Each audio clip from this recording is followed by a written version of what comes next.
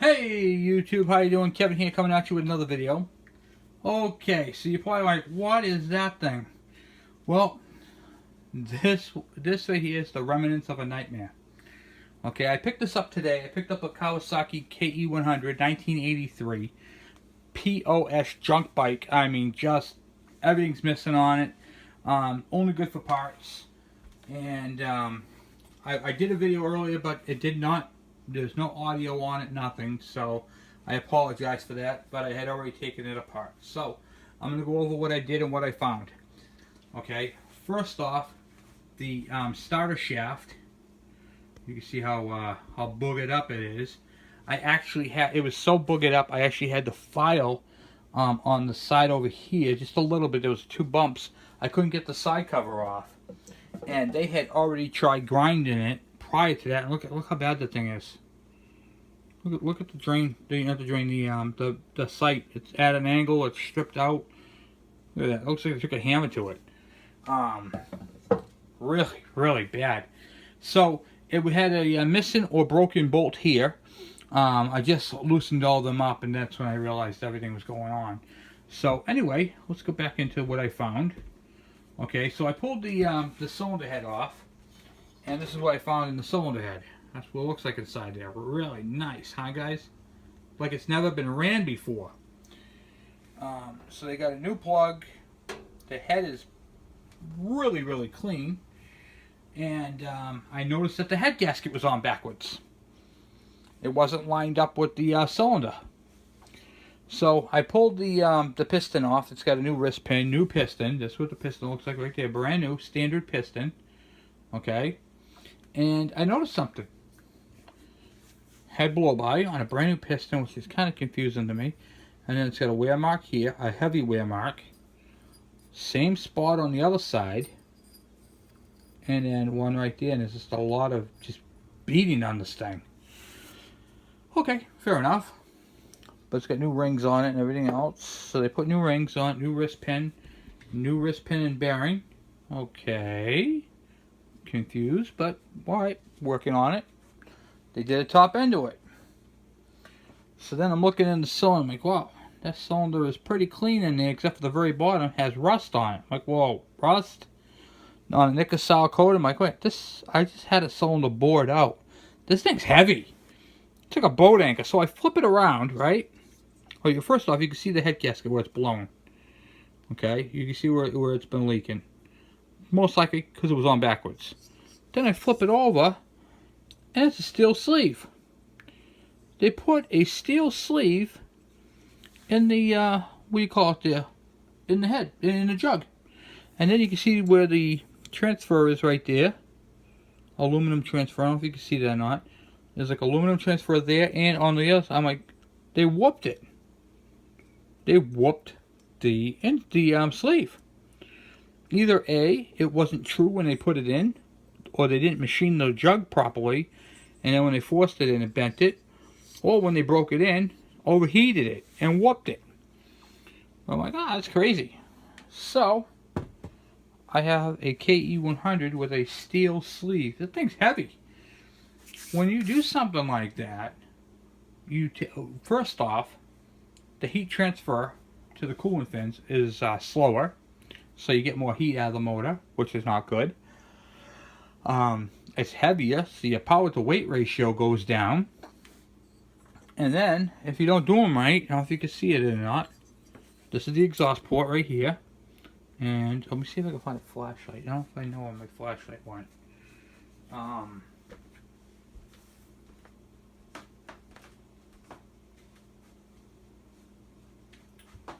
Yeah, I do.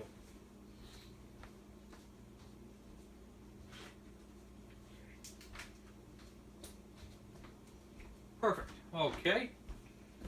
So, let's see if I can do this. Do you see the part right there sticking up at the bottom of the port? Yep, that's the jug. That's the new cylinder protruding through. So now, instead of having a big open port, it's got a smaller port. These things are crap. It's just not a good. It's not a good design for this bike. So they put a steel sleeve in it, and the steel sleeve doesn't match the porting. and it's put in there so it clamps on the piston too tight at the bottom, and basically just ruined a brand new piston. And this thing must have had really bad performance. So between the Kickstarter being boogered up, the missing clutch bolt, and by the way, I had all I could do to loosen those up. That was not 3.5 foot-pounds. I don't know what they torqued it to, which they didn't. I think they just, what do you call it there? Ratcheted it right down. I don't know what kind of clutch is in it. But I do know even the whole basket. Oh, it's not even on there. I can pull the whole thing off. Yeah, they didn't even get the clip in there. I had all I could do to pull the cover off. They didn't even put the clip in there. Oh. Yep, they got the they got the washer in there.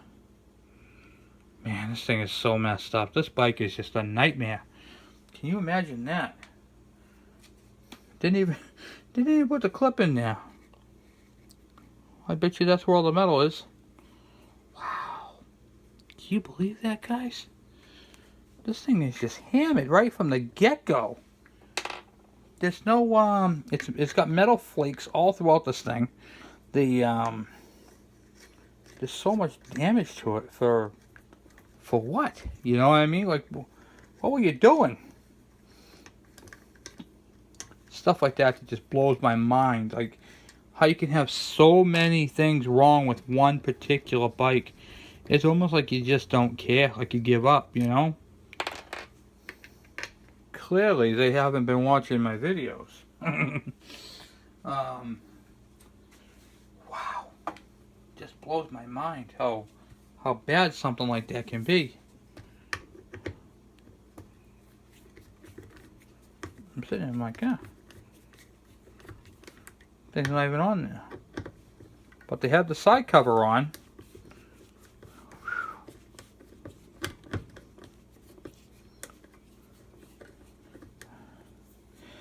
So I'm going to use this video right here as this motor as a dummy motor to show you guys. Use it for what do you call it there? Examples and stuff like that. Show you guys how to do a what do you call it there? Kickstarter. So, but you're going to have to revert to the first part of the clutch videos, the tear down on the clutch videos to get to this point. But I will do that. That way you guys can see what goes into doing a Kickstarter. And I have some tips and tricks that'll help you guys out along the way, so you guys don't yeah, factory clutch springs. Yep, just as I suspected. Broken bolt in the clutch because they over tightened it right there, and that's why it's missing.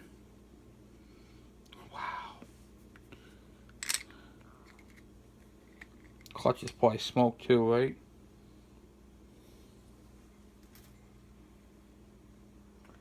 Nope, not smoked. It is a factory clutch though. But man, okay, well that's good to know. So it's got a factory clutch with a broken screw in it because it was over tightened. That's what it comes down to. You guys got to follow the torque specs. Pull this rod out. And then the shifter pulls right through the motor. Even the shifter is boogered up. Do you guys see how I did that, by the way? Just wanted to show you guys how this works. So, in back of the clutch, that's how it looks right there. Let me see if I can, let me wipe my hands.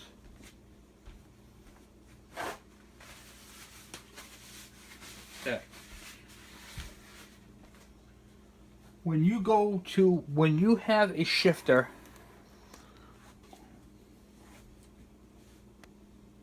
when you guys have a shifter and the end of it's all boogered up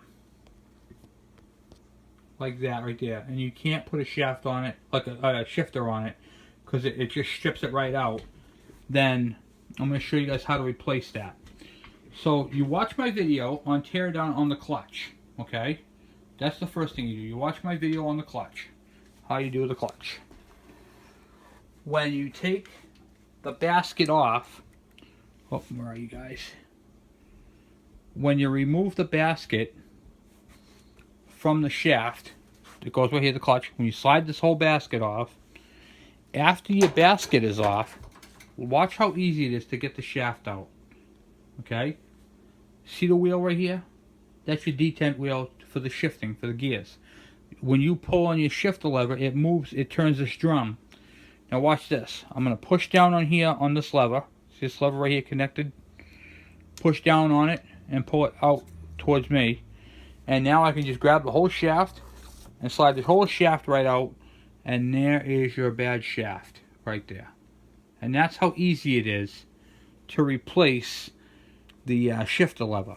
You know, the shaft. To reinstall it, simply just push it through the motor all the way to the other side. Line it up so the pin is in between the two springs. Push it back a little bit, bring it to the edge. Push it underneath so it goes into the drum, and then you're all installed. And then you put your clutch and then reinstall everything. Well, anyway, guys, that's all I have for right now. I want to say thank you guys for watching, and hopefully you find this video interesting and helpful with your shifter lever. This video is on how to replace a shifter lever, and first look at this junk motor I got. So, thank you guys for watching. Please subscribe.